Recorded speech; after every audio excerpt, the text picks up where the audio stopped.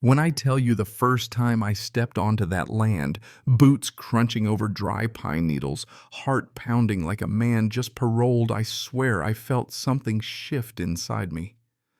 Not just relief, not just excitement, but the kind of hope you only get when you've spent years fighting battles in courtrooms full of suits and liars, breathing recycled air, listening to folks talk in circles, till you want to climb the walls.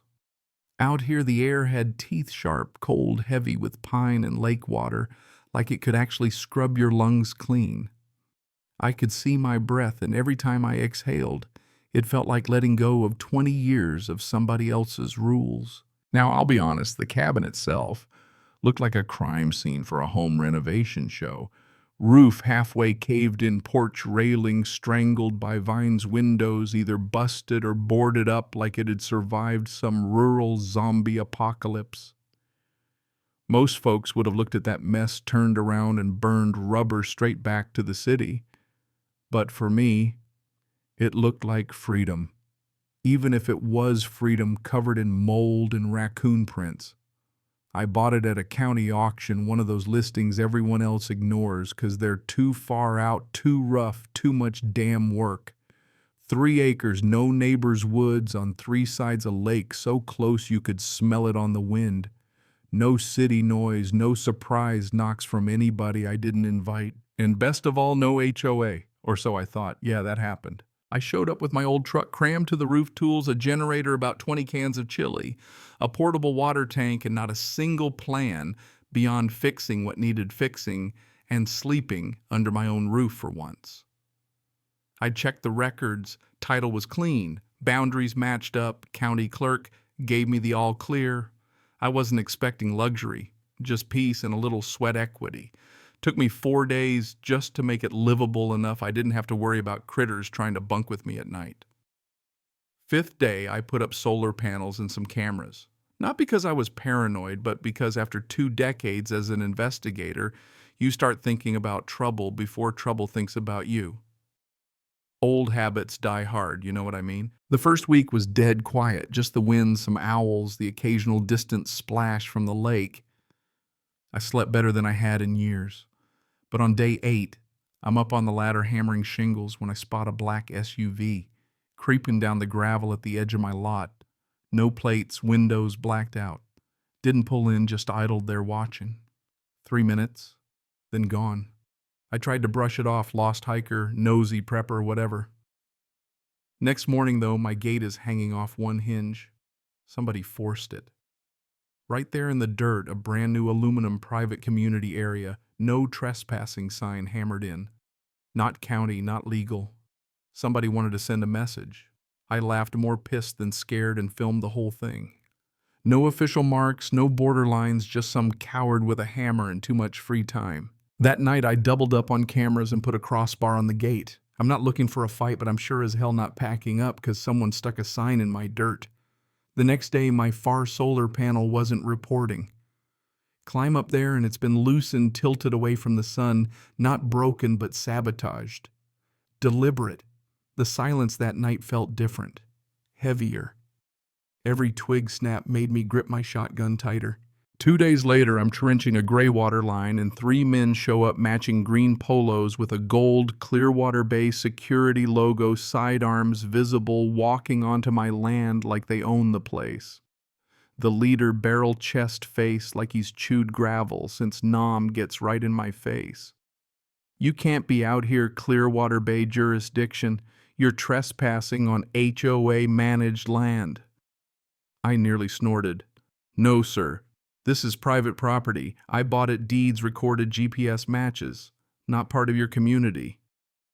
He scoffed, all teeth and ego. You can wave your paperwork all you want. We don't go by courthouse politics. We go by the community charter. And this is our purview. One of his goons circles my clearing, the other films on his phone. I pull mine out and start recording too, years of training kicking in. You're trespassing, I said, voice steady. If you don't leave, I'm calling the sheriff. For a second, I thought they might back down. Instead, the big guy snatches my tablet, starts a tug of war. I yanked it back hard. Touch me again, you'll regret it.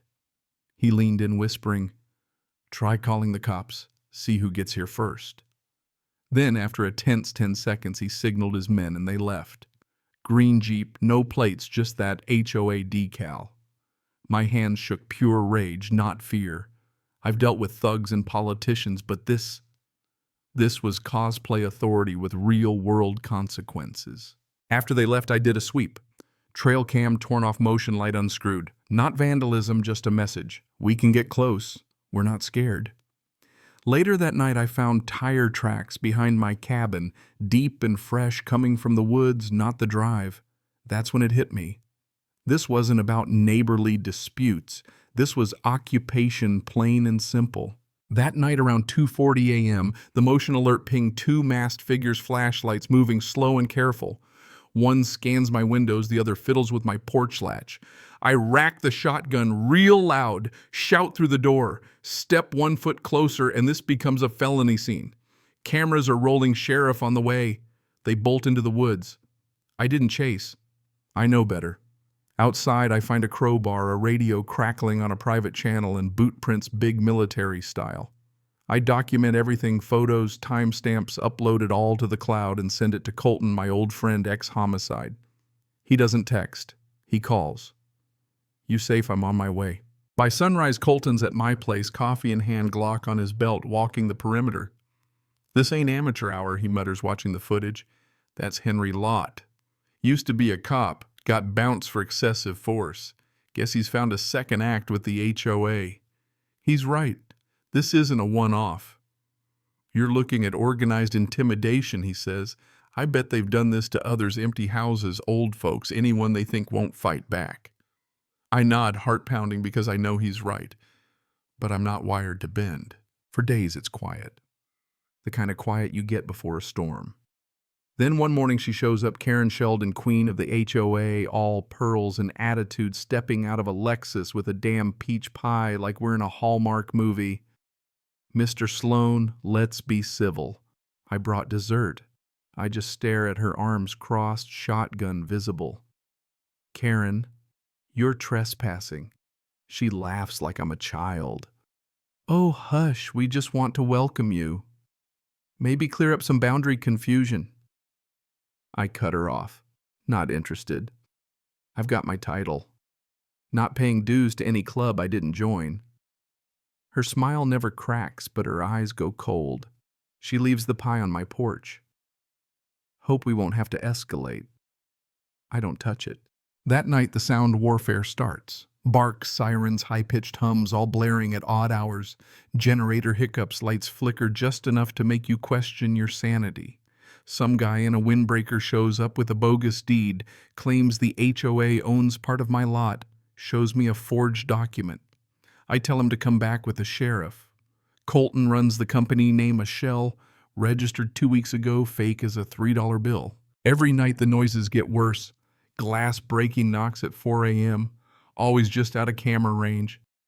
They're trying to grind me down, make me quit, but instead I give them a show. I film myself packing bags, muttering about burnout, heading to Spokane for a weekend, gate unlocked, lights out. Upload it to an old YouTube channel. A few hundred views, mostly bots or so, I think. Next night they take the bait.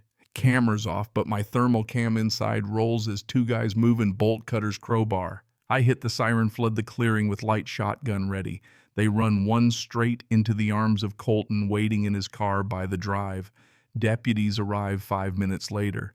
We catch one Craig Marlowe, HOA volunteer, no badge, no authority, backpack full of tools, map of my property marked with every camera and breaker.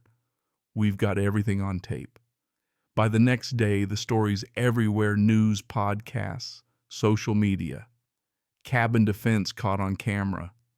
HOA accused of midnight raids. Suddenly, I'm not alone. Then comes the smoking gun leaked HOA emails. Apply noise cycle, disable solar stage, another presence event. He's cracked. It's all their criminal conspiracy, not just harassment. Prosecutors move fast. Karen Henry, the whole crew get indicted. The courthouse fills with press. Residents show up with signs. HOA is not above the law. Rights are rights. The charges stack up: conspiracy, falsified documents, unlawful surveillance, harassment, trespassing. They play the videos, the recordings, even testimony from other victims, folks who finally have the guts to speak because someone stood up. Karen loses it in court, rants about infiltrators, calls me a disease judge, nearly tosses her out. In the end, they all go down. Karen gets 14 years, Henry 8, the rest less, but still prison. HOA dissolved. Their funds go to restitution. My channel, now called Cabin Rights, blows up. I start posting guides, stories, tips. People reach out: landowners, lawyers, folks who finally feel sane again. Some beat citations, others get their communities back. All because I refuse to bend. Funny thing, with Karen locked up and the HOA gone, Clearwater Bay turns into a ghost town for a while. Then the folks left, start a co-op. Transparent, voluntary, no armed cosplay. Imagine that. One day I get a handwritten letter from Mabel, one of the old neighbors. Thanks me for breaking the fever, sends a peach pie recipe, the real kind, not weaponized. I laugh so hard I nearly drop it in the fire pit. Sometimes justice isn't in a courtroom, it's in a quiet night, a clean sky, a slice of pie you can eat without suspicion. Last week I put up a new sign under the no trespassing notice, smile Karen. You're on camera, just for old time's sake, so tell me, where do you draw the line when somebody tries to write you out of your own land? When does standing your ground become a duty, not just a right? Drop your thoughts below. Let's hear your stories. And if you've ever had to fight for what's yours, you're not alone.